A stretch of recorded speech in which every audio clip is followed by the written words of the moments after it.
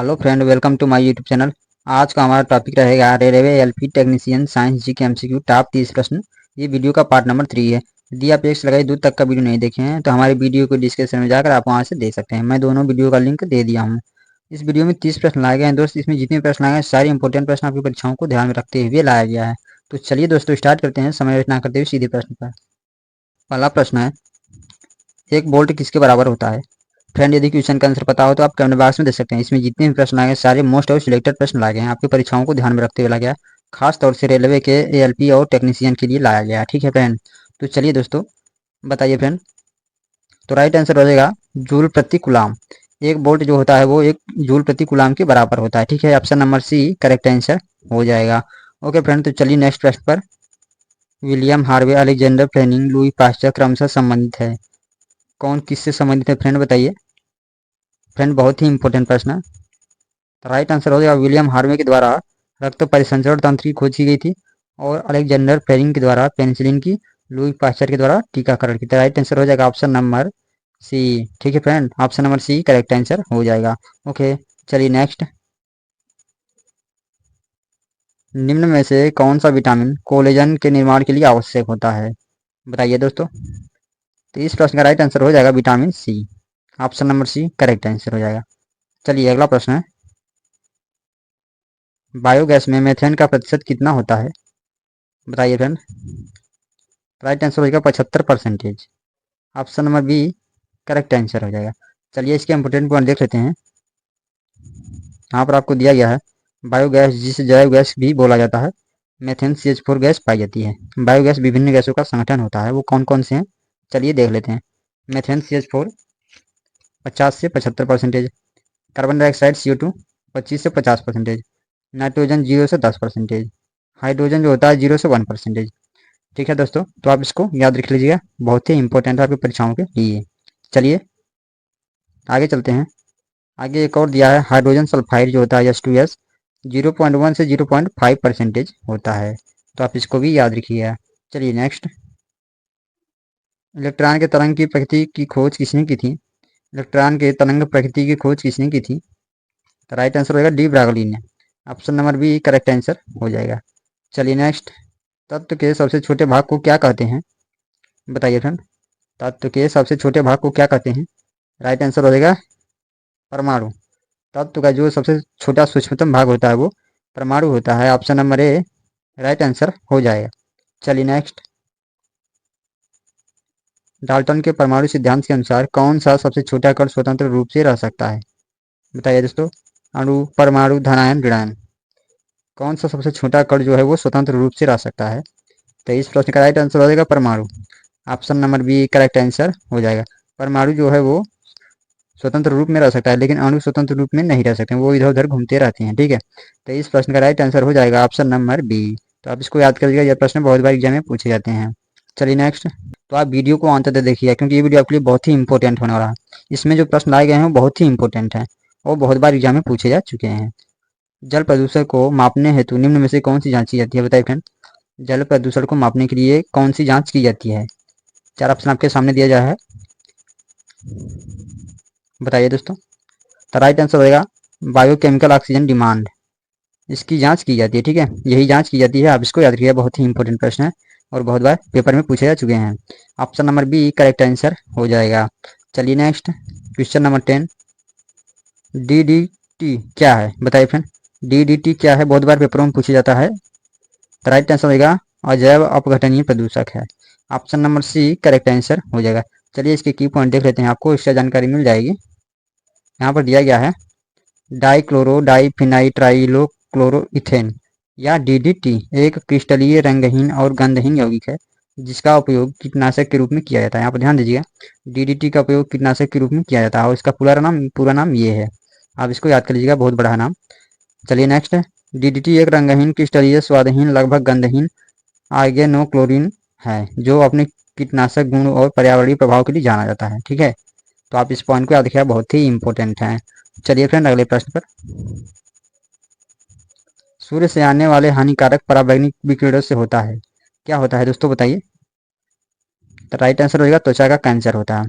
सूर्य से आने वाली हानिकारक किरण जो होती है, पराबैंगनी किरण होती है, उससे त्वचा पर कैंसर होता है। ठीक है, option number C correct answer हो जाएगा।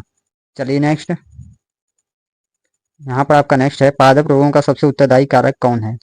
बताइए फ्रेंड, पादप रोग जो होते हैं, पादप रोग जो होते हैं वो किसके कारण होते हैं अक्सर करके? तो राइट आंसर हो जाएगा फफूंदी के कारण। ठीक है, ऑप्शन नंबर ए राइट आंसर हो जाएगा। आप ध्यान दीजिएगा, फफूंदी के कारण पादप रोग होते हैं। ठीक है, चलिए नेक्स्ट, यहाँ पर दिया गया है आपको, पौधों को रोग प्रतिरोधी बनाया जाता है। बताइए फ्रेंड, पौधों को रोग प्रतिरोधी किस द्वारा बनाया जाता है, किसके द्वारा बनाया जाता है?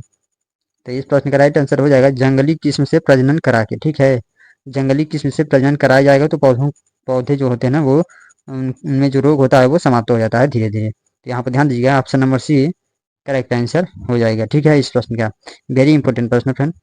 चलिए नेक्स्ट, यहाँ नेक्स्ट है, हरित बाली रोग किस फसल से संबंधित है? बताइए दोस्तों, तो राइट आंसर हो जाएगा हरित बाली रोग जो है वो बाजरा से संबंधित है। हरित बाली रोग बाजरा से संबंधित है। Okay friend, option number C correct answer हो जाएगा। चलिए नेक्स्ट है,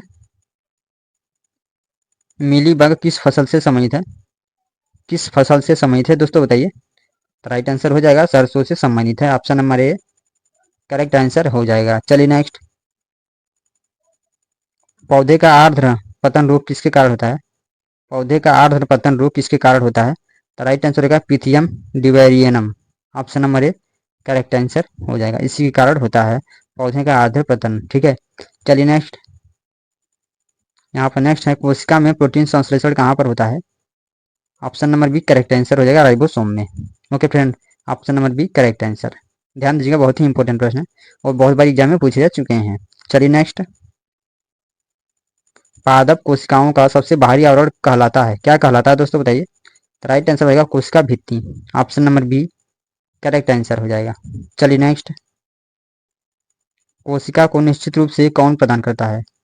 यहाँ पर दिया गया कोशिका को निश्चित रूप, यहाँ पर निश्चित रूप है कौन प्रदान करता है दोस्तों बताइए? वेरी इंपॉर्टेंट प्रश्न है। तो राइट आंसर हो जाएगा कोशिका भित्ति। Option number B right answer हो जाएगा।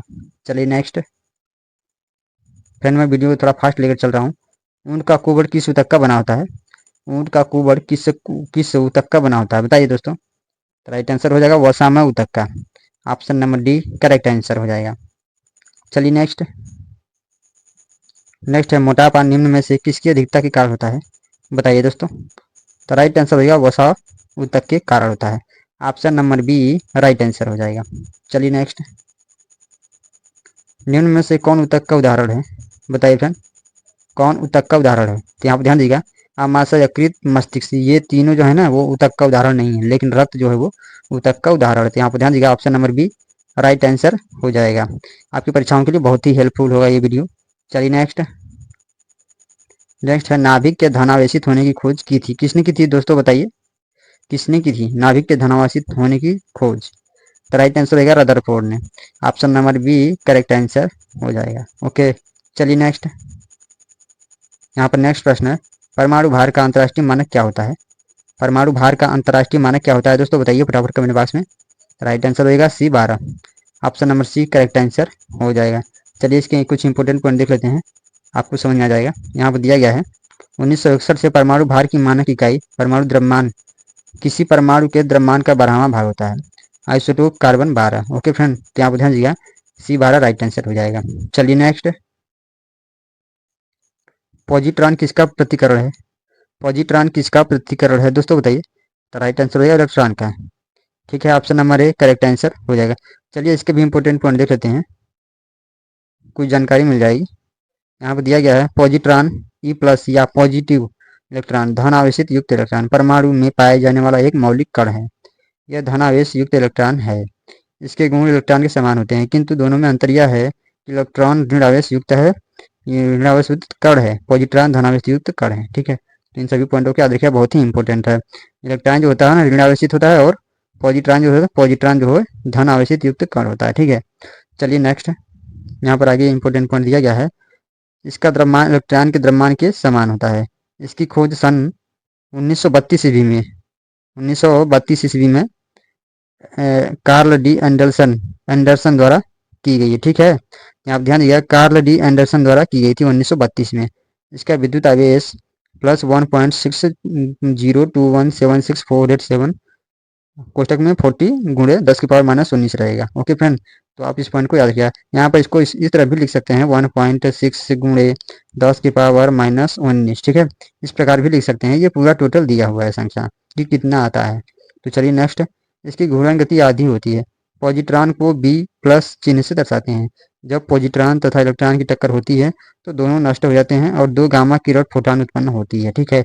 आप इन सभी पॉइंटों को क्या देखिए, बहुत ही इंपॉर्टेंट है आपकी परीक्षाओं की दृष्टि से। चलिए फ्रेंड अगले प्रश्न पर। अगला है, साबुन के पतले झाग में चमकदार रंगों का बनना किस परिघटना का परिणाम है, बताइए दोस्तों। तो राइट आंसर का बहुलित परावर्तन व यहाँ पर बहुलित परावर्तन और व्यतिकरण, ठीक है। Option number A correct answer हो जाएगा। बहुलित परावर्तन व व्यतिकरण के कारण ये साबुन के पतले झाग में चमकदार रंग बनता है, ठीक है। यहाँ पर ध्यान दीजिएगा, ऑप्शन नंबर ए राइट आंसर हो जाएगा। चलिए नेक्स्ट क्वेश्चन नंबर 27। वाहन पीछे से आने वाली वस्तुओं को देखने के लिए किस दर्पण का प्रयोग करते हैं, बताइए फ्रेंड। ये जो फोर व्हीलर है, फोर व्हीलर के साइड में जो एक बल्ब लगा रहता है पीछे से देखने के लिए कि कौन सा वाहन आ रहा है, तो यहाँ पर जो होता है ना फ्रेंड, वो उत्तल उत्तर दर्पण लगा होता है, ठीक है। तो यहाँ पर ध्यान दीजिएगा, उत्तल दर्पण लगा होता है, ठीक है। बहुत ही इंपॉर्टेंट है, ध्यान दीजिएगा। यहाँ पर राइट आंसर हो जाएगा उत्तल दर्पण, option number C correct answer. Okay, चलिए नेक्स्ट। नेक्स्ट है, श्वेत प्रकाश का अपने विभिन्न रंगों के अलग होने की क्रिया को क्या कहते हैं, बताइए दोस्तों, क्या कहते हैं। राइट आंसर हो जाएगा इसका वर्ण विक्षेपण, option number D correct answer हो जाएगा। चलिए नेक्स्ट। निम्नलिखित में से कौन सा प्राथमिक रंग नहीं है, बताइए दोस्तों। तो राइट आंसर हो जाएगा पीला। पीला जो है वो प्राथमिक रंग नहीं है, और हरा लाल नीला जो है वो प्राथमिक रंग है, ठीक है। तो option number B correct answer हो जाएगा इस प्रश्न का। ओके, चलिए क्वेश्चन नंबर 30 पर। निम्नलिखित में से किस रंग का तरंगदैर्ध्य अधिक होता है, सबसे अधिक किस रंग का तरंगदैर्ध्य सबसे अधिक होता है, बताइए दोस्तों कमेंट बॉक्स में। बहुत ही इंपॉर्टेंट प्रश्न है, कक्षा 9-10 में आप पढ़े होंगे। तो राइट आंसर हो जाएगा लाल रंग का। लाल रंग का तरंगदैर्ध्य जो होता है बहुत अधिक होता है, सभी रंगों से ज्यादा होता है, ठीक है। Option number D correct answer हो जाएगा। तो फ्रेंड इस वीडियो में 30 प्रश्न दिया गया था, आप कमेंट करके मुझे बताइएगा कि आपके कितने प्रश्नों का आंसर सही था। तो आज की वीडियो में बस इतना ही फ्रेंड, मिलेंगे अगली वीडियो में ऐसी वीडियो के साथ, तब तक के लिए थैंक यू सो मच।